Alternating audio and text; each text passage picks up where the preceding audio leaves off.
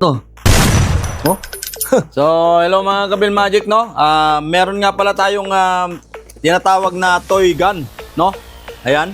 Yung mga mahilig po dyan, mag-content, pwede po nyo itong gamitin. Ayan. Ikakabit lang po ng ganyan. Ayan. Pahigpitan po siya, no? Ayan.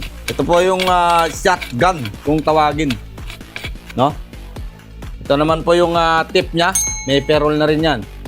Ito guys, napakaganda po yan pang content creator, no? Ito. Tignan nyo naman kung paano gamitin. Ito. Napakadali rin gamitin ng toy guns na to. Oh? May pektos. May pektos pa guys. Yan o, isa pa. Para ka lang namamana ng isda sa tubig. Kaya no? Diba? Ang ganda niyan. Kung mahilig kayo mag-content, gamitin nyo na ng ganito. Thank you.